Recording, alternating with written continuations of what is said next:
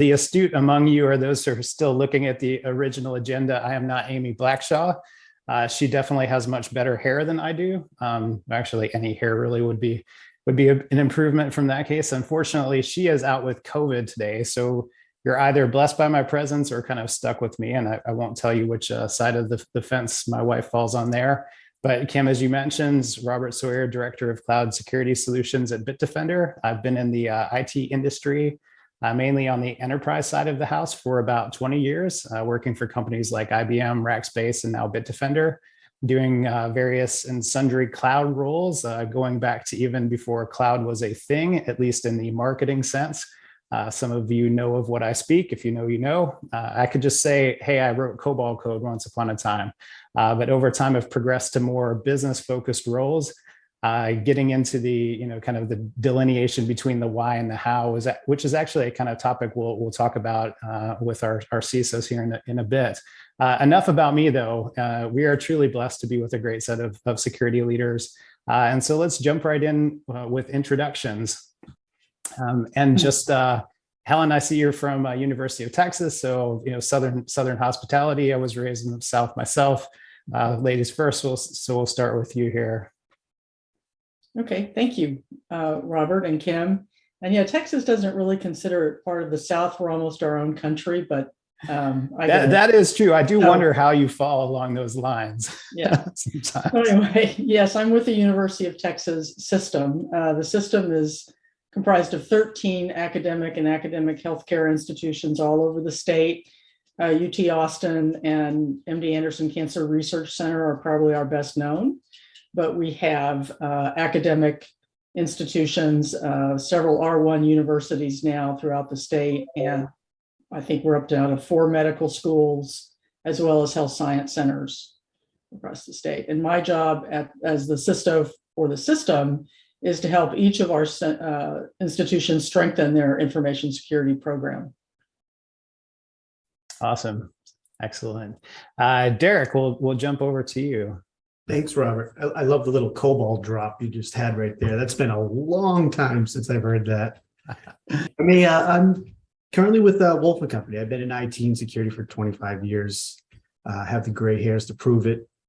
And right now I'm running the national service line for Wolfman Company for virtual chief information security officers. So I do that CISO role for numerous companies, financial institutions, healthcare, we have production companies, sports teams, and get to see all sorts of real on the ground trends truly happening out there across many, many industries. And I'm very, very happy to be here. I like doing these panels with a lot of these folks. Super. Thank you. So we'll move over to William now. Hi, good morning, everyone. I'm hailing over here from Seattle. My name is William Lidster. I'm the Chief Information Security Officer for AAA Washington. It's a very interesting thing when I signed up to do events and all, they'll say, what industry are you in? And I'm like, let's see, travel and insurance and roadside assistance. No particular industry. So you haven't kind of breaking on into all 3 of those.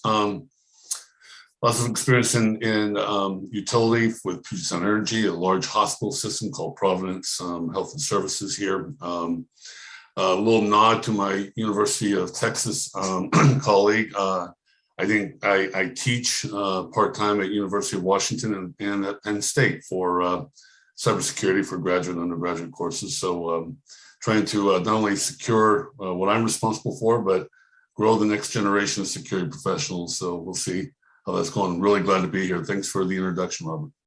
Yeah, thank you, William. I have to keep notes on both of you guys as far as I've got 4 kids myself. So as they progress up through the ranks, got to start pushing them into some cybersecurity jobs and such. And a topic we'll get on in a bit here as well. So last and certainly not least, Rick, we'll hand it over to you. And I believe, if I'm not mistaken, you're Charlotte area. So I'm in Raleigh myself. So my neighbor to the west just a little bit. Yep. Yeah, no, absolutely. Thank you, Robert. I am in Charlotte. My name is Rick Doten. I work for Centene Corporation, which is the largest company you've never heard of. We are a large healthcare payer, meaning that we do manage Medicaid, Medicare, and Affordable Care Act plans in all 50 states. And so I have a unique role, and you saw my title. I have two titles. So corporate, I'm VP of Information Security, but I'm also the CISO for Carolina Complete Health, which puts me here in Charlotte, but also for essentially all the health plans on our non-connected subsidiaries who are not health plans around the world. And so I kind of get to think globally, act locally, as I like to call it. And Derek, we're big enough and old enough to still have COBOL programs. So I just heard about COBOL last week. So. Wow. This is warming my heart that we're having a COBOL discussion here. That's great. Let's jump into the first question. And Rick, I think I'll stick with you since you're just on camera here. Security, obviously one of the fastest moving and demanding industries today. As such, right, the CISO role is one of the most challenging executive leadership roles to fill. At conferences, conversations with leadership teams, I've heard a lot about how CISOs need to be more business leaders and they need to speak more of the board's language. However, on the flip side of that, you also get a lot of this discourse you see online and such that security practitioners are complaining, well, CISOs are not technical enough. It's sort of what I mentioned in my little intro there, sort of the how versus the why, or really geeking out on CVE 2021, all those things. So how do you split the difference between that? Oh, no, absolutely. It's a balance. And, people either come up into this role through the technical space like I did, or they come from the GRC space, or maybe even the audit space. But as we'll talk about later, it's really important to be able to speak the business and understand the business. And so that's important regardless. So technically you should be managing up and managing out and have the right people to manage down. So you don't necessarily have to get into the weeds because, there's so many other things you have to deal with. And it's a challenge with all. I was a virtual CISO for about 5 years in different companies around the world and all different industries. And that was the thing that I found most common was the person in charge was a, director of security who was very, very technical, but then couldn't articulate risk to the board or to the executives. And so that's what brought in like an executive level person. But unfortunately, I still see challenges with that. I'm on lots of roundtables like this and more just closed roundtables. And sometimes I'm very disappointed with my peer group that, even though we'll probably talk about how it's very hard to find cybersecurity people, the most competitive job in the industry is being a CISO. And a lot of my veteran CISO friends are having a hard time getting a job because people don't know what a good one looks like. And frankly, final thing I'll say is that I was talking when we were RSA last week, we had a discussion with some of my peers that, a lot of my veteran CISO friends who've been doing it for over 20 years are now doing virtual CISO work and kind of getting out of being inside the company and then supporting back. So it's a mix. Yeah, definitely. And the virtual CISO piece, that's an interesting one. Derek, I know you have that same title as well. So I'll move the question over to you, or just if you would elaborate a bit more. Yeah, so lucky enough, what I usually see is the vCISO will kind of operate in that small, mid-size, maybe touch along the larger size company. But I always go back and think about, the technical expertise is, if you put it into a sports spin, is how many head football coaches are out there that never played football? There's very, very few. So they have to have that attribute that really moves them up to gain that respect from those folks that they may have to manage down to, just like Rick dropped. It was, have the right folks underneath you. Having the technical skills is going to be your gold glove. It's just going to be there for you to help you understand when the geek speak happens internally, how you can then translate that. It's an understanding of, those technical words and understanding that the boards and the executive leadership team don't really want to hear that. They need it spun up into a simpler form to help them understand, hey, this is a risk. Here's how much it costs to drive down this risk. What are the impacts if we do not do anything about it? So it's a really tough, it's a whole different skill set to learn.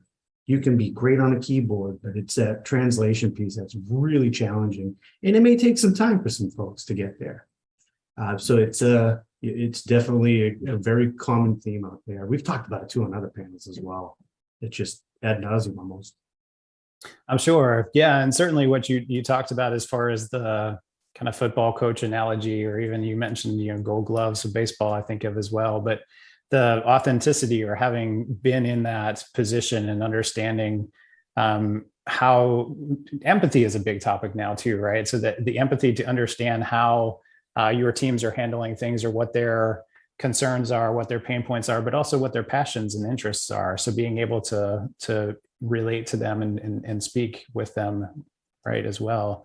Helen, curious your take on this question also. I think the term translate is a good one. And throughout my IT career, that's always, one of the things I brought to the table was the ability to translate between the highly technical people and the managers. Or in my early days, I worked for a software company, and the marketing people would always bring me out because I could stand to be in the same room with the salespeople, where a lot of technical folks didn't enjoy that.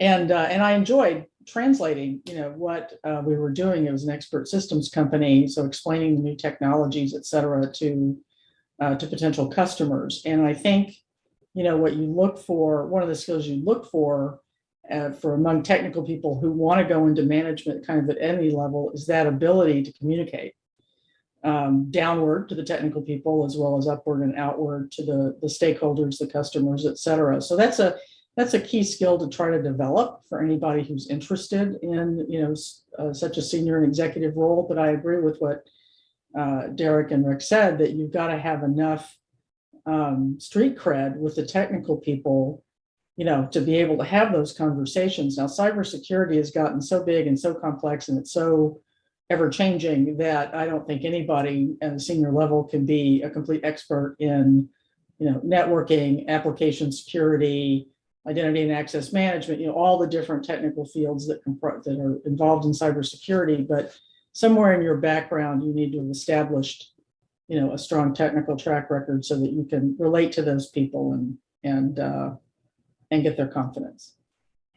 Yeah, absolutely. That's a good point, especially with respect to the breadth of the industry itself, right? The skill set, networking, obviously very different than, knowing Kubernetes really well, or container security or something like that.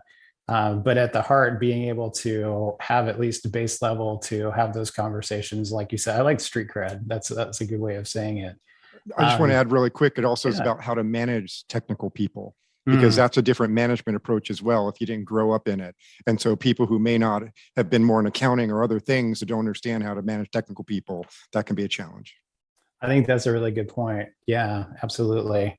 I also like the fact, Helen, you got into a little bit of just kind of talking through tips and things. And I know we'll have a discussion on getting into cyber in a little bit here, and just some of the shortages in cybersecurity expertise and roles and things. But I would love to probe a bit more on recommendations for those that might be listening or interested in advancing their careers or getting into cybersecurity as well.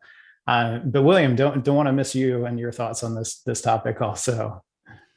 Robert, you actually said something, and you talked about empathy. And I remember when I moved from IT leadership over to what cybersecurity leadership as a sole focus. And I was brought on board an organization. And I was brought on board the organization because the security role and the IT leadership role was having a constant dynamic tension, if you will, but it wasn't the healthy kind. And my predecessor kind of was like, security is everything, and I'll ask a lot of IT to do certain things, certain controls, certain capabilities, without any empathy about what I'm actually asking for, and what I'm trying to, what kind of resource commitment this is. So, to have that background in technology, or have a technical background, besides just working within, communicating with your own staff or communicating with other cybersecurity people, is to be able to understand, that empathy about what your impact is to the business. I remember when someone said, it was an IBM consultant one time, talked about cybersecurity is this really big wheel, and a whole bunch of people are these small wheels, gears, right, assigned to it. And cybersecurity does one little shift, but that turns all the smaller things, a whole bunch. To understand what your shift is and what you're asking, I think that also provides some credibility, because I know there's times in my roles where I'm like, I can't ask this of IT right now, or I can't ask this of the DevOps folks right now, or I am going to ask it of them, but I know what I'm asking of them, so I'm going to come in slowly, and not just ask them to figure out how to do a full SIC DevOps cycle, overnight. So I think there's that particular advantage, always being able to have the perspective of nobody runs a business. Nobody's business is to be secure. Nobody makes revenue that way, right? That's not how you make revenue. But so to always have your kind of pulse on what you are doing, and I impact IT probably more than anybody. And, so that's sort of street cred when I can come in and say, I know what I'm asking for. How can we pull this off? And, and have the same patience and understanding that might take time. So just a different perspective on where that comes from. Yeah, absolutely. And it certainly resonates. I mean, from some of my software development engineering background, you have to, somebody that comes in, as you said, with empathy or understanding the background as to when to push and when to hold back, or when to incentivize, or there's the proverbial carrot or stick. I would hope it's mostly a carrot most of the time. Sometimes you've got to have the stick, but as a developer, like a lot of times, right, we're just trying to write code good, fast, get it out, and the security thought is oftentimes, unfortunately, was an afterthought. And so being able to come in and have that conversation with somebody to say, here's the reasons why it matters, and here's how you should consider things. I think that's really good, really thoughtful. Robert, if I could just make one more comment. I think translation goes two ways. I think it's really helpful to educate the technical people about the business issues. The more they kind of understand what the business is trying to do and what's most important to them, the better decisions they're going to make within their own sphere of decision making. And it also helps them feel more tied to the company to understand, what it is they're contributing to overall. So I think that translation ability really works in both directions. Yeah, it goes both ways, right?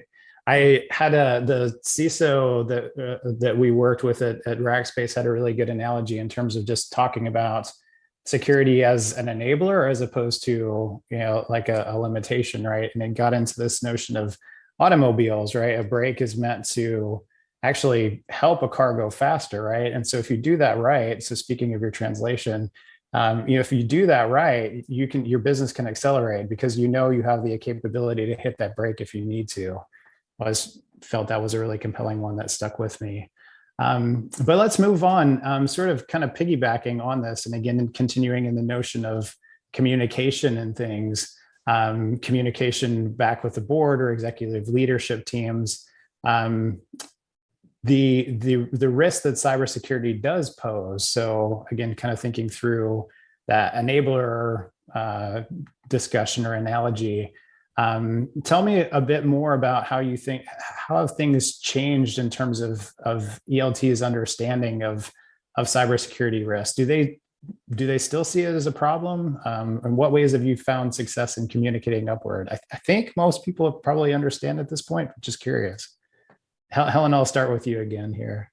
Okay.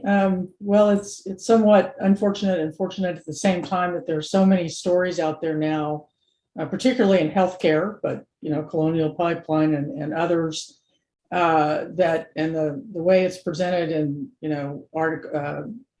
venues like the Wall Street Journals and others is about the business impact of these cybersecurity incidents. So what I've tried to do with the presidents and the chief business officers across the UT system is use those examples and there's a great example that comes from one big logistics company. I won't name them, but back in the WannaCry Not Petya days, they had a hub and spoke configuration for some of their key logistics systems. And the IT and security people could keep the spokes patched, but the business never wanted to take down the main hub because that had such an impact on operations. Well, NotPetya gets out, takes down that hub server, and $400 million later, they're back up and running. And so now in that environment, it's only the chief operating officer who can approve not patching all those servers on the approved schedule. So it shifted the responsibility. I try to educate people that just because we're talking about data and digital systems, that doesn't mean it's an IT thing. This really is a business risk. So when you have these examples, or if you can get some of your people, your managers, business managers, to talk to business managers at any kind of organization that have been through a major incident, it really helps drive the point home that this is all about the decisions the business makes about investing in security, taking the time to get it right, understanding what it takes to keep systems patched, to educate end users, things of that nature. But as I said, it's sort of unfortunate and fortunate at the same time that there are lots of good examples out there now about the impact of business. Absolutely. Rick, we'll turn this question over to you as well. Yeah, it's a, I've been on lots of panels where like the question is like, when is the executive leadership and board going to be onto it? I'm like, what do you mean? They're pushing us. But, I represent a Fortune 26 company. And when I was a virtual CISO, I was brought in because someone realized that either through, like Helen said, reading the news or something bad happened. And so I think that majority of organizations, they're for it. And particularly, you talked about like having had something before. A lot of large public companies, board members are on multiple boards, and some of those have companies that have had incidents. So they're the ones that are speaking the loudest, saying, I don't want this to happen to us. So public companies, there is pretty much no question, they're all on board with it. And they're, if anything else, kind of like looking for guidance and wanting to have information. So but broadly, the communication kind of varies. When I was a virtual CISO, some, Helen's absolutely right. It's all about, IT risk management is not about protecting IT. It's about protecting the business, and understanding the business and know what impacts it's going to have is the only name of the game. So, helping them understand, helping in the translation to like what resonates with them. And I have a whole, keynote. Actually, I think I did it last year or 2 years ago here on how to talk to executives and how to talk to the board of directors. And it's kind of understanding what it is that really they want to hear. It could be, I want to hear numbers, and it could be a quantitative risk assessment saying, hey, we have a 30% chance of a $50 million incident happening within the next year. And they're like, well, what can we do to reduce that? Or being able to have more practical things about, we're not going to be able to achieve this goal if we don't do this one thing. So it varies, but it's really just understanding, what it is that what resonates most with them to be able to make the case. Absolutely. Yeah. I think I saw that talk out on YouTube. I was doing a quick, Google stalk of you guys when I found out I was hopping in here. So would recommend it to folks. William, curious your take here. Yeah, so a lot of interesting things.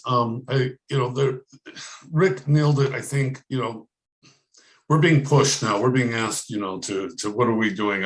We're not, trying to get a seat at the table. They've opened up the chair and said, sit down and, and start talking to us.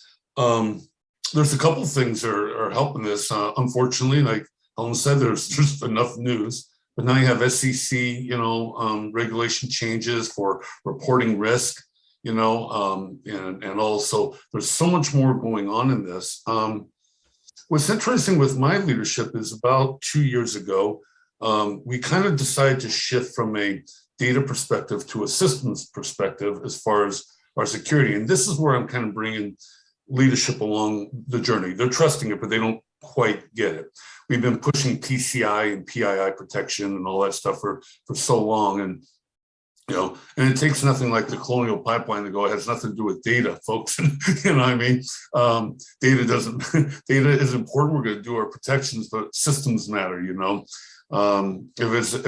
it's a member who has had their PII, disclosed through something that we did, or the member who I could not dispatch a truck to at 2 a.m. with his wife and children in a snowstorm, I can, because my system's got a problem. I think you can see where we're going. So we're shifting. Now this is a new perspective because it's always been about data, and I don't think personally in the future the data is going to be as imperative as systems protection. So that's the new one.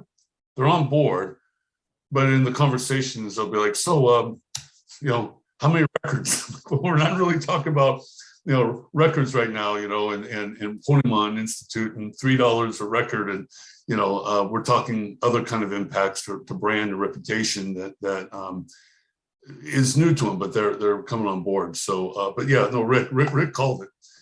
They're calling on us now, which is nice. It doesn't mean you get everything you want. Still means you have to be able to communicate effectively. For my particular thing, it's just we're changing kind of the lens on what we're looking for in terms of risk. Yeah, thank you. It's an interesting point with respect to brand, especially as well. And Derek, I'll kind of pose this follow-up to you.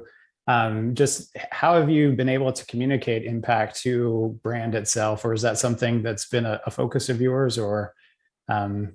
Yeah, it does come up, yes. And being a virtual CISO is helpful from that matter, because you tend to have niches, financial institutions, healthcares, where you can tell the story, obviously at a high level about a peer, someone the same size, similar business, operations to you, and what impact they may have had if something happened, or their challenges, just flat out what they're struggling to do and what the current institution I'm at is struggling to do.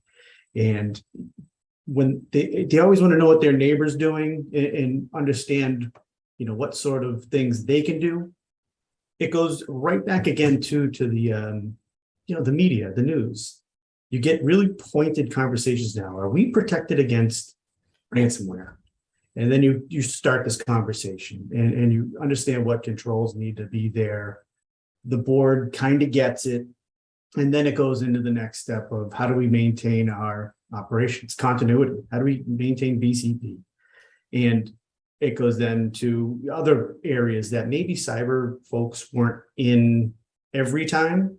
Now we're starting to sit at all those different columns, just committees that you can sit in with, cyber, IT, business continuity, incident response. So now you're starting to get that extra voice in the room that understands the cyber impact, all the risks that are associated with that and how it impacts those various areas. So it's been a shift. And I got to say, it's been a shift in like the past, I don't know, we call it 2 years. That might be a little long, but it's the last 18 months where everybody's eyes are open. And it's just, it poses a bigger challenge to the resources who can sit in those rooms with that group of people and discuss these things. Back to Helen's translation word, it really is a very interesting time, very dynamic, very quick changing to that. Do you think that time frame, so you mentioned about 2 years or so, is that very much tied to COVID then? I know that's kind of a topic that's probably been belabored, I'm sure, in other panels and things that you've been in, but surely there are implications. Or curious, anything you wanted to comment on there? I think it has. There used to be a mention in I think FFIEC handbook for the banking that you should have a pandemic section in your BCP, and years go by and you have this little note of a pandemic. If a pandemic happened, X, Y, and Z is going to happen. That'll never happen though, Robert. Bam. Everyone woke up and said, holy smokes, what do we do? So many cool stories and how they reacted to the situation, what they did to put the remote access in place and keep people employed and the business afloat. So absolutely woke people up to those. That little mention really stirred the pot. And, thank goodness we're coming through it, right? Yeah. I mean, if it gets back to risk and resilience and things like that, right? I had a conversation at an event or whatnot with somebody who was like, I had kind of sketched out a contingency plan for when if and when this would happen. And, sure enough, it did. And so suddenly they're like, hey, I remember what you wrote out. And the guy was like, well, I didn't actually think it would happen. I didn't really have 80% of it here, but suddenly I'm, leading the charge on that front. Right. Yeah.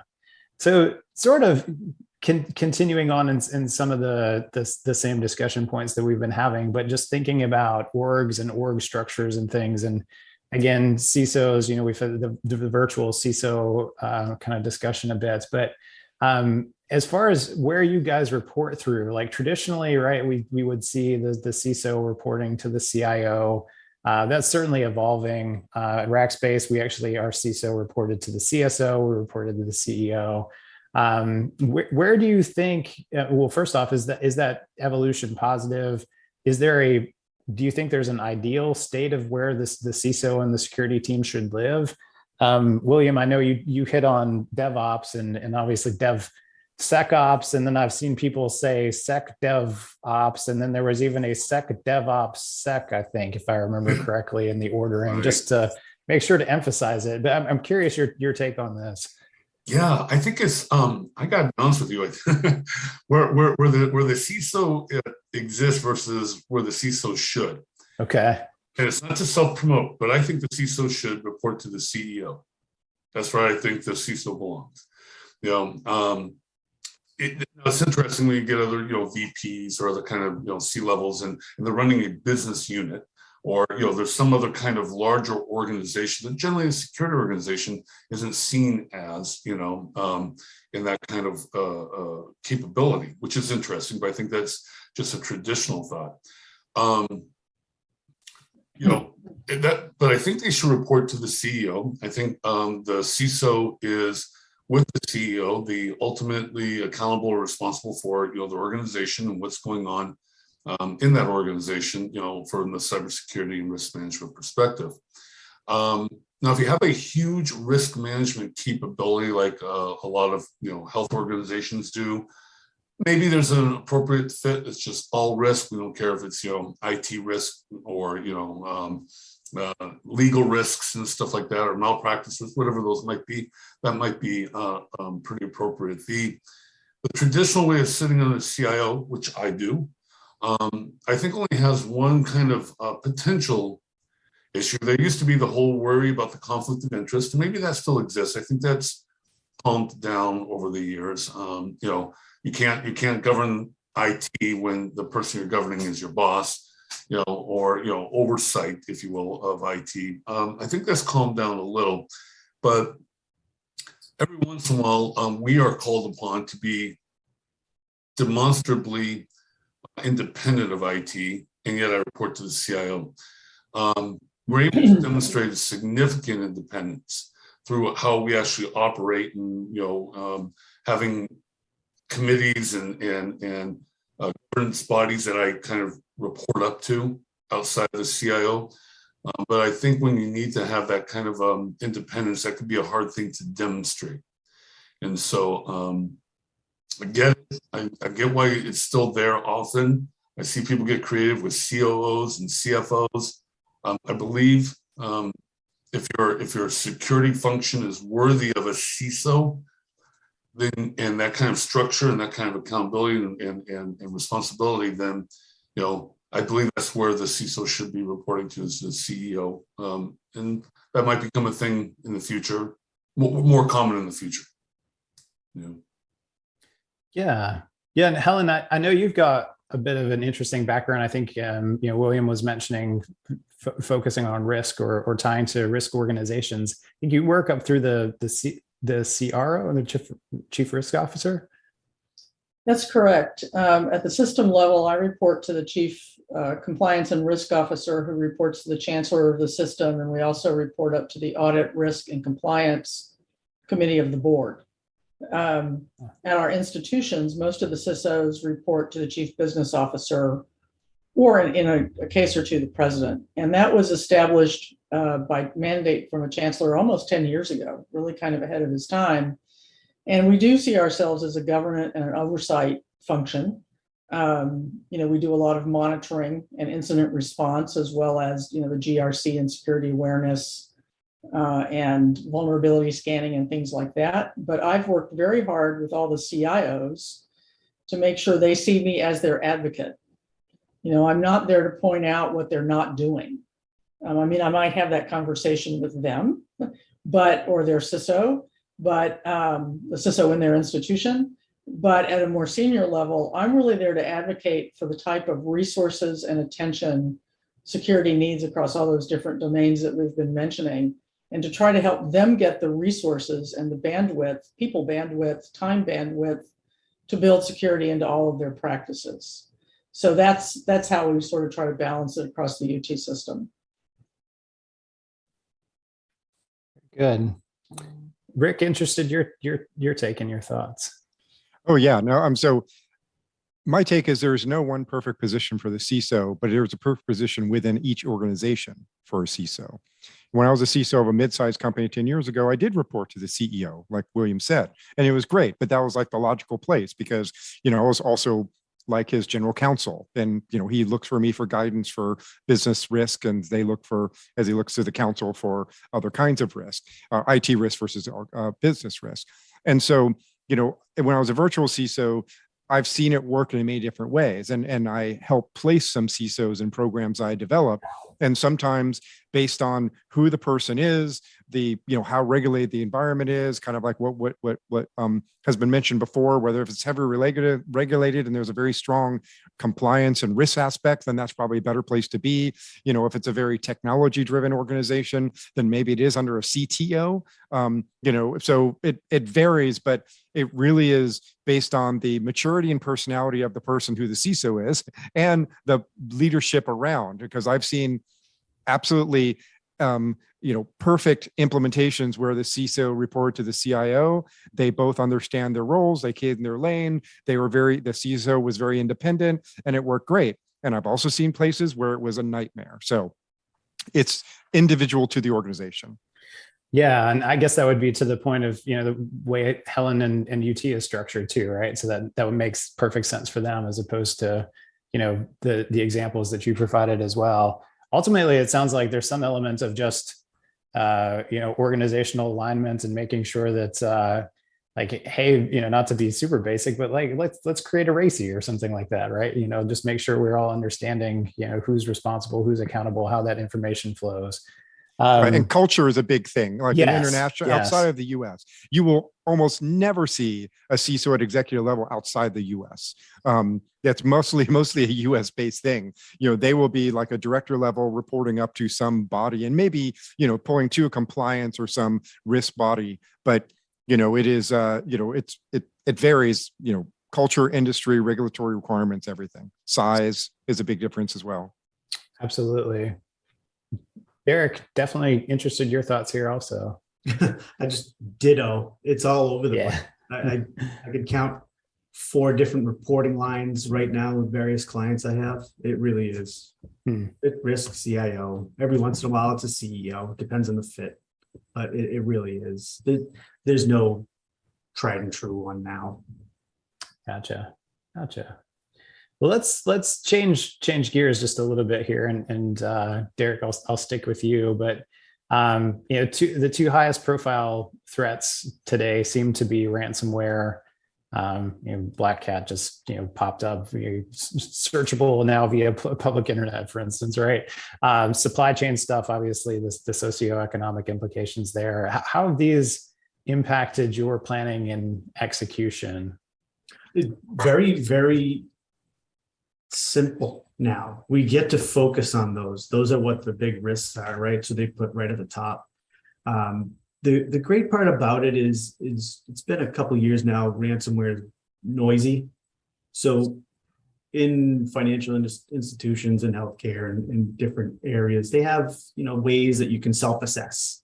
If you're ready for ransomware, here are the X things you can have and do to be ready for it. The real one lately is the supply chain. That is throwing a complete wrench in people's strategic plans, because some parts of the strategic plan involve some technology, maybe even some hardware that need to be sourced. And all of a sudden that lead time that they need to have to do that initiative or anything on their plan that they want to get done that requires reaching out to somebody to provide a technology or hardware or service is really impacting it. So now you're getting things that fall end of life. Now we're starting to talk vulnerabilities and different problems with patching.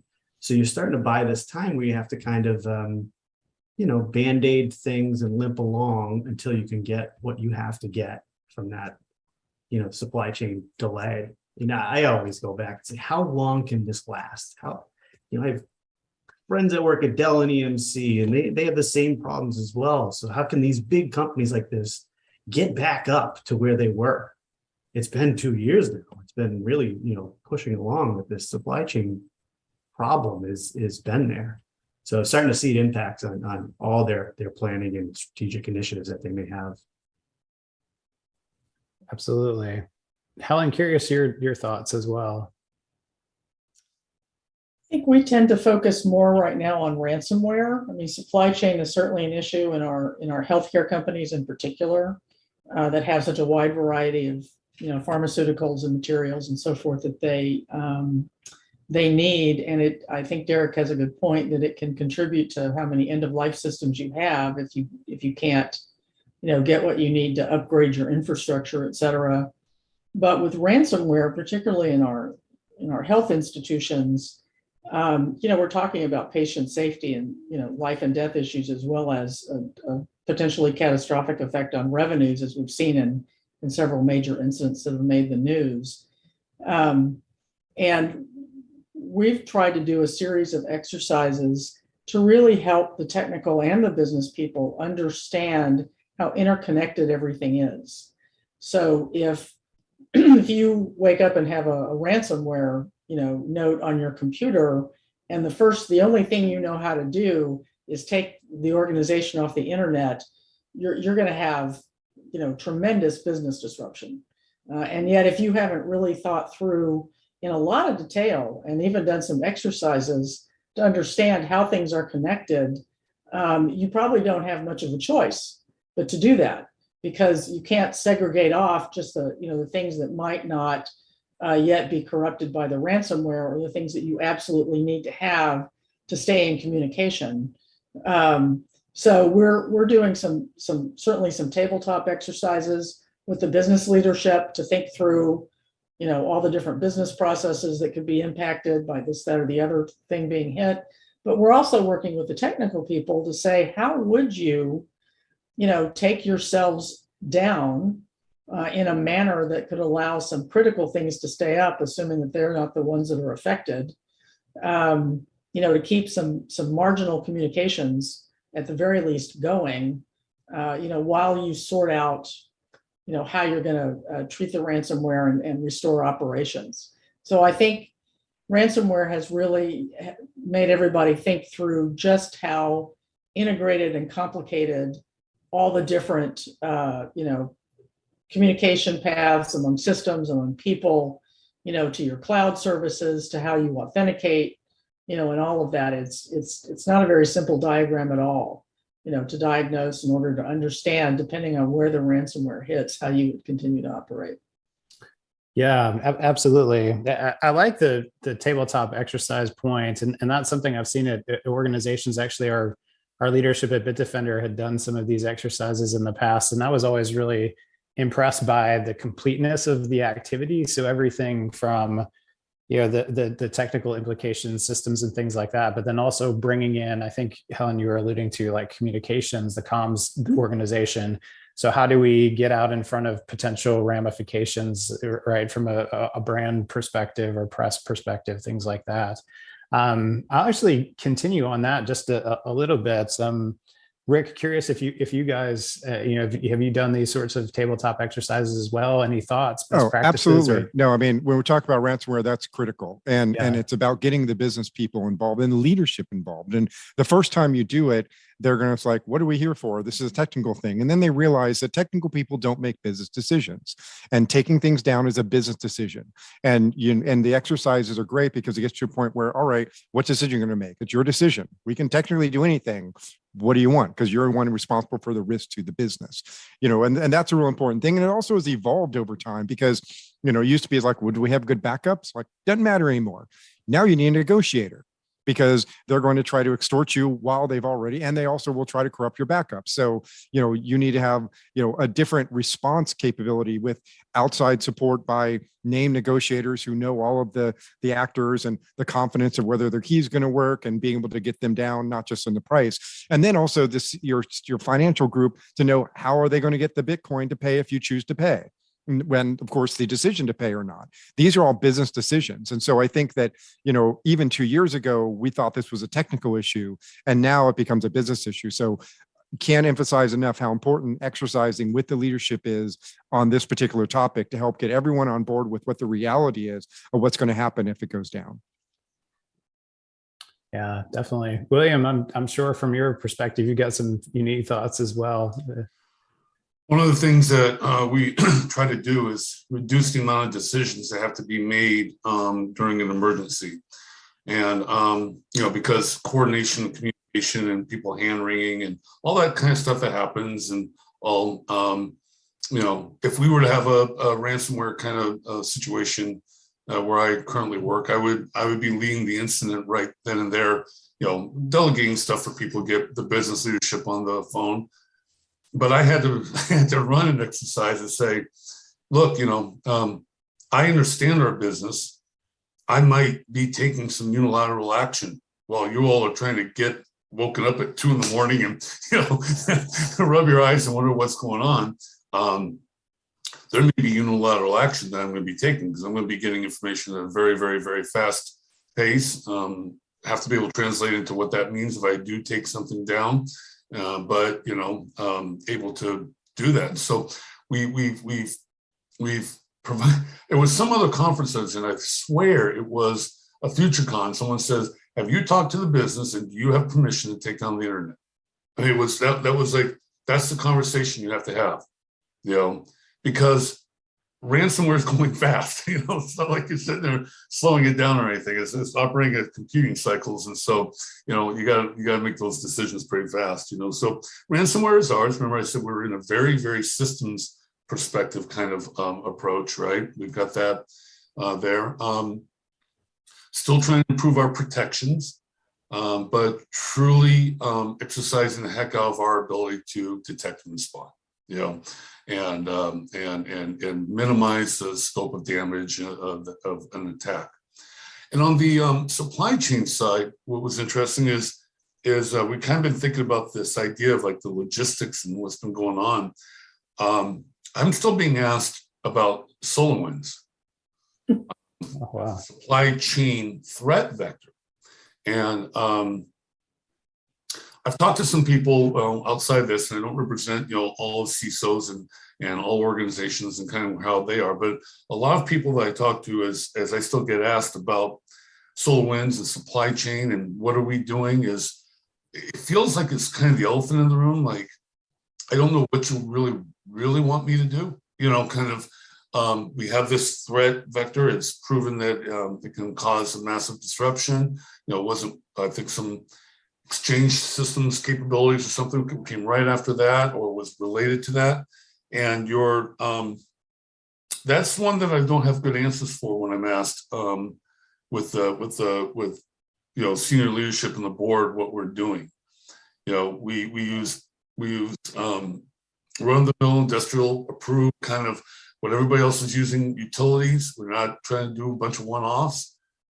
We source from legitimate and valid resources. We're not sure what we're doing with that one, and but that's our other threat vector outside of the logistics one, like Derek was talking about and Rick was talking about. Where are we getting our stuff from? That's the other one. So yeah, exercising. Because you have to figure out how many decisions you can make ahead of time. And the second thing is you don't want to be doing something under that kind of stress for the first time. So. Yeah, that's definitely an excellent point. You do what you.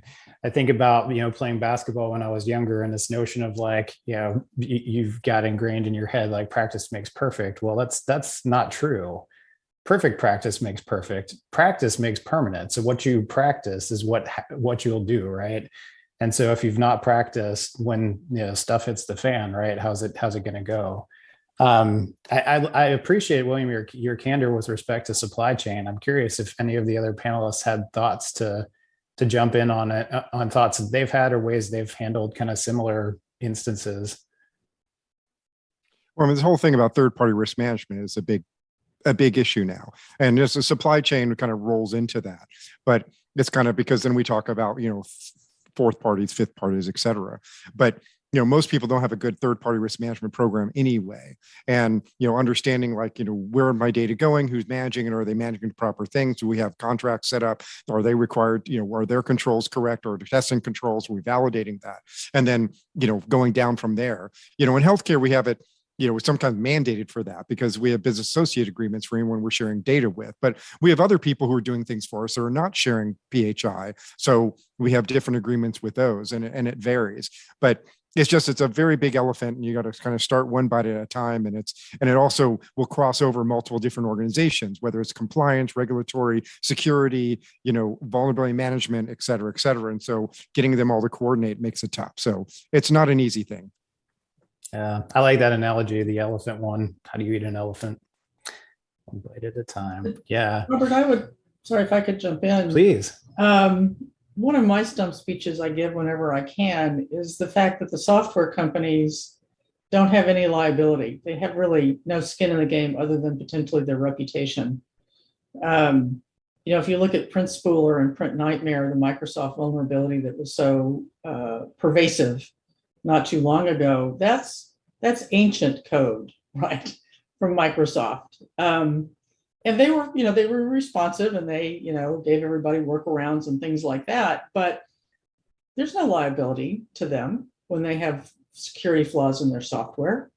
If you look at your contracts with these big software companies, there's not even a requirement or an obligation in terms of time to patch or even sharing information with you once they know it, in terms of, when did they discover this vulnerability versus when did they let you know that you were vulnerable.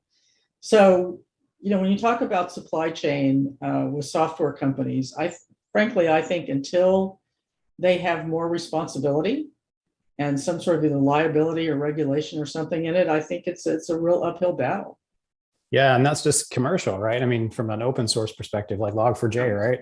Yeah, I use whole different panel. we could end up going for a long time on that. Yeah, and that's a good point, because it's based on like your size, right? I'm in a very big company, and so we're usually bigger than everybody we deal with, except for the 25 companies bigger than us. And so, but I think you're kind of referring to things like, Amazon and Microsoft and Google. Is like, you're not going to get like this third party assessment from them. It's like, go to our page and you see we have a SOC 2 and here's our ISO, right, and that's all you're going to get. But it really, unfortunately, is kind of turned around to be not, third party risk management, but third party liability management. It's like, we checked all the box, we did all the things, so we're kind of covered legally if anything goes wrong. Exactly. Yeah.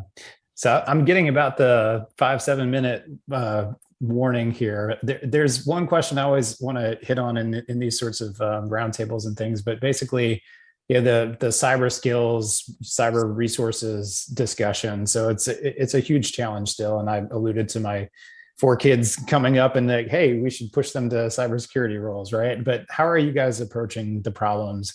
Are you, having incentive for education?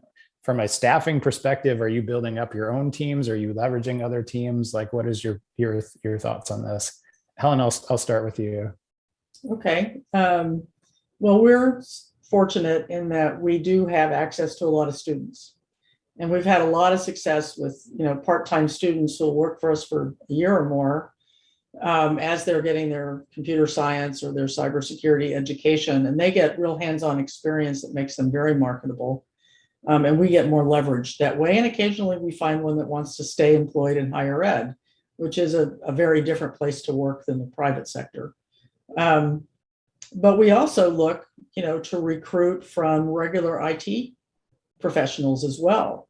They have the background to understand and, can get up to speed on the security principles involved in either networking or DevOps or, whatever. Much faster than trying to teach somebody everything they need to know. So, and because cybersecurity is such a hot market and the salaries tend to be pretty good, there are a lot of, IT professionals who are now looking to develop the cybersecurity skill set along with whatever they've been doing in the past. And otherwise, you have to make people feel good about working, where they work. And a lot of, clearly compensation is part of it. But do they feel that their management understands what they do, the importance of what they do? Do you have their back? Are you working them crazy hours? Are they worried that if there is an incident, they're going to get fired? Or do you understand that the most valuable people you can hire are people who have been through a major incident because they get it. And if you haven't been through a major incident, it's still kind of an academic exercise, So I think creating an environment where your technical people enjoy working there, enjoy working with their teammates, feel that management understands and has their back is equally important to things like compensation. And now with remote work, a lot of our staffs are working fully remote because they don't want to commute. They see it as a better quality of life. So, having advantages like that can help as well. Yeah, absolutely. Derek, I'll pose this to you as well. Yeah, I just got done going through a cycle to hire another person for my group. And it was a challenge. I either got the top of the line seasoned CISO or a intern in IT that wants to get into cyber. I obviously needed somewhere in between. So just like Helen mentioned, I felt if we turn this to more an IT background, someone with the sysadmin type of role in its past, and someone who understands what real impact is. And in IT, you can hit a switch and the impact's massive. You just shut everything off, you broke things, people are getting ticked off. That translates right over to cyber. The decisions you make in the cyber world and the InfoSec world have a direct impact, just like William was talking about. You have to be empathetic to those IT guys when you choose the route you want to go on. It's right. What downhill is it going to be like? And having someone with an IT background, it's a really good fit right now, especially if they want to take that next step and move over to cyber. So you don't even have to worry about technology or IT skills to teach out. You have to now focus on those, domains of security and maybe provide some training to enhance those. And you're going to get a better rounded person with that. Now, the next step up, obviously, is the CISO level, where you have to start to translate better, start to communicate in a really interesting way now from outside of the technical. And that comes with time and pressure, and you can make that person work out the way you think you can get someone to go in cyber. Still a challenge. There's just a lot of competition out there. Lots of competition. Rick, your take. Yeah, no, I ran about this all the time. And it's the problem is, I think that we've made our industry too intimidating, that people think they can't do it. And it's really more based on personality. We can teach the technical stuff. That's easy, like has been mentioned. But there are people who have different people think that, oh, I didn't get a technical degree. I'm not good at math. I didn't have STEM education. I mean, I have a degree in English literature.